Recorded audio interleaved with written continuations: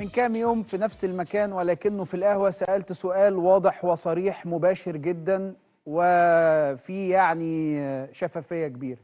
سألت زمايلي في القهوة: ريبيرو عنده ولا ما عندوش؟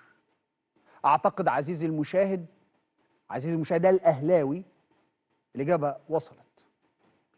أول مرة من فترة كبيرة جدا جدا يكاد يكون من سنين أشوف النادي الأهلي ما عندوش أي حاجة يقدمها طوال 90 دقيقة. أول مرة من سنين أشوف النادي الأهلي ما عندوش حاجة في أي حاجة في أرض الملعب. كلام صعب قوي تركبه على الأهلي أو على شخصية الأهلي. هذا الرجل بما أراه خلال هذه الفترة لم يقدم أي شيء للأهلي، بل هو أخذ من النادي الأهلي. مش أخذ من الأهلي بس شخصيته، إنما أخذ من الأهلي شخصيته وأخذ من اللعيبة اللي موجودة شخصيتهم.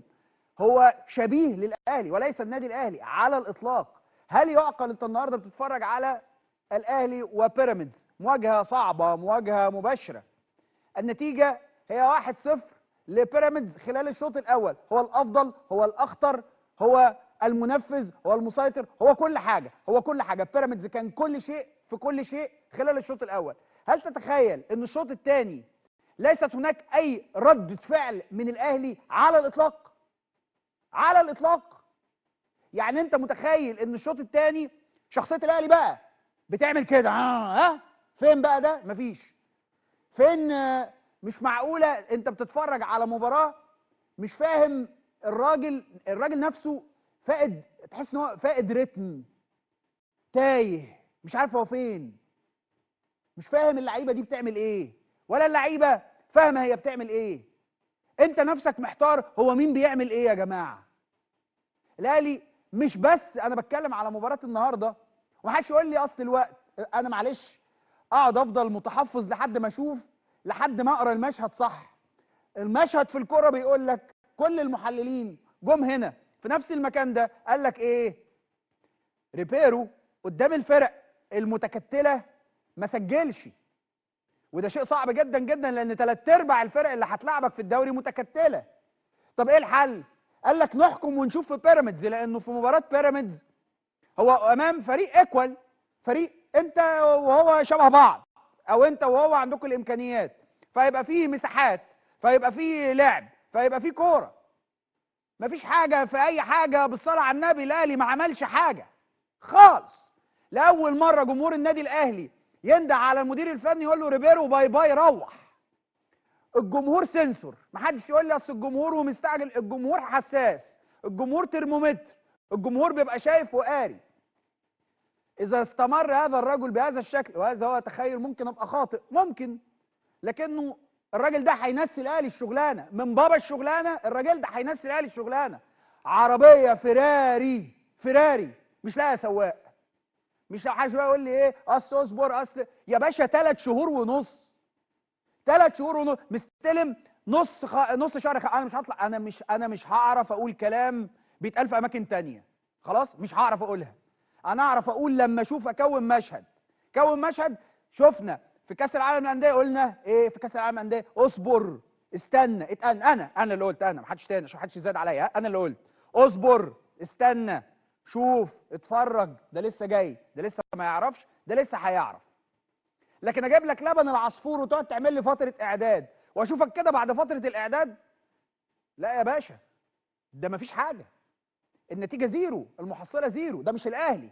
محدش يقول لي بقى اصل ده مش الاهلي خالص، دي مش فرقه النادي الاهلي. وانت متخيل ان الفرقه ديت اصلا بالاسماء اللي موجوده فيها دي ترعب اي حد؟ مفيش حاجه. اللعيبه ما تحس انه 4 ماتشات في الدوري 5 نقط، 4 ماتشات ب5 نقط. هل ده انت تركب الكلام اللي انا بقوله ده على الاهلي؟ هات لي المقدمه دي واقطعها من سياقها وقول ايه ده؟ هو ابراهيم فايق ده كان بيقول كده على الاهلي؟ لا مستحيل، لا هو ده على الاهلي. هفضل واقف قدام فكره ناس بيقول لك اصل هو ما لحقش وقت وبتاع. النهارده اما تيجي تشوف مستلم من اواخر شهر 5، بقالك 3 شهور وشويه. طب كاس العالم للانديه وكان اختبارا صعبا وكذا وكذا واصبر وبتاع، تمام. طب خش على فتره اعداد، عملت فتره اعداد، تعالوا نشوف حاجه. ما شفناش حاجه. بماتشات وديه بتاع بكذا بكذا بكذا. مفيش حاجه يا باشا، مفيش حاجه. الراجل ما عندوش حاجه يقدمها لحد اللحظه دي. انا اقدر احكم عليه الحكم ده، انه ما عندوش حاجه يقدمها للنادي الاهلي، لا على صعيد لا على صعيد الشخصيه، ودي مهمه جدا. انا حتى كمان مش شايف شخصيه مدرب.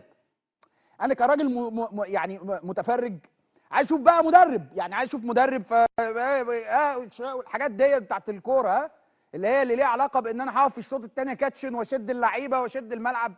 يا باشا ده لو ده مدربي وانا بصيت في وشه كده اقول له اديني مخده انام جنبك، اديني يا بقى، انا عايز انام يا باشا. انت مصحينا بدري ليه؟ مش معقول الراجل مش موجود يعني مش موجود. انت بتلعب من غير مدرب يا جدع. ده الكابتن عماد النحاس كان مستلم الفرقه ما كانش فيها 3/4 الصفقات ديت، وكان عمال ياخد اللي رايح واللي جاي، اربعات في خمسات في ثلاثات في احنا يا جماعه دي كوره، ما احنا شايفين. ما هي اصل بصوا الكوره سهله سهله، ما مش مجعلصه. ما حدش يقول لي اصله فكره مبتوره والفكره عنده ما كملتش ليه، محتاج ايه يعني؟ هو يعني الكابتن عماد النحاس قعد 80 سنه عشان خاطر يلعب الماتشات اللي لعبها؟ ما جه من الدار للنار، دخل تك تك تك تك تك كل الفرق، ادي ثلاثات ادي اربعات ادي خمسات، 6 ماتشات 6 مكسب، سلام عليكم. الكرة سهلة يا جماعة، ومعلش يعني احنا ما بنتكلمش في ليفل يعني الاهلي لسه ما راحش افريقيا، التمس العذر في كاس العالم للانديه، بس انما الاهلي لما يروح بعد كده، انا الحقيقه عندي تحفظ كبير جدا جدا جدا على اختيار الراجل ده نفسه. اختيار الراجل ده نفسه كمدير فني للنادي الاهلي مغامره كبيره، مغامره كبيره جدا، مغامره كبيره جدا. بس المغامره نفسها فيها رتوش ما اتحسبتش، فيها حاجات ما اتحسبتش. مش ده المدرب اللي يبقى عنده التشكيله دي كلها، مش ده اللي يسوق دول، مش ده اللي يسوق دول، مش ممكن. مش مهم يعني زيزو، بن شرقي، بن رمضان، قولوا معايا فكروني يا تريزيجيه، محمد الشناوي، امام عاشور. يا جماعه احنا بنتكلم في فرقه يا جماعه بتطلع نار في بقها. يا جماعه انا لو بمرن فرقه النادي الاهلي يا جماعه، انا يا جماعه ما عنديش فكره يعني، انا راجل مانيش مدرب يعني. انا لو بمرن فرقه النادي الاهلي تعالى يا باشا ثلاثات واربعات. الكلام كلام كوره والدنيا ما هياش صعبه. لما تيجي تشوف الموقف كله على بعضه هتلاقي جمهور النادي الاهلي في الملعب. ريبيرو روح، خد الجاز وروح، خلاص خلصت. هو سنسور، شئت ام ابيت عليك ان تسمع صوت الجمهور. على جانب اخر هبقى برضه باصص رغم كل التشكيله اللي موجوده لما مشي وسام ابو علي، وانت عندك، انت فاهم ككوره ولجنه كوره ان انت عندك وسام ابو علي كده كده. الكابتن محمد رمضان عندنا مش عند حد تاني، عندنا قال لي وسام جاي له عرض ب7 مليون دولار عندنا. فده في الزمن قبل الزمن قبل ما الاهلي ما يروح يلعب كاس العالم للانديه. فانت عندك المعلومه ان وسام كده كده مغادر، ماشي. ما جهزتش، ما خطفتش راجل يجي يسد مكان الراجل ده بنفس بنفس البروفايل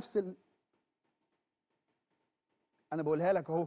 انا عارف انه الكلام ممكن يبقى قاسي، بس هي دي الحقيقه. عايزني اقول لك الحقيقه ولا؟ الراجل ده مع الاهلي بالشكل اللي انا شفته ده، بتحليل النتائج، بتحليل الماتشات، بتحليل اللي حاصل ده كله على بعضه، هو نسخه معدله سيكا من فارش. بوسه وحضن كبير جدا جدا. هل يقدر مجلس اداره النادي الاهلي يعملها؟ ما اعرفش. هل يقدروا ياخدوا قرار زي ده؟ ما اعرفش. دول الكلمتين اللي في الاهلي. على الناحيه الثانيه، بيراميدز ليس في افضل حالته الفنيه على الاطلاق، منقوص العدد جدا جدا جدا.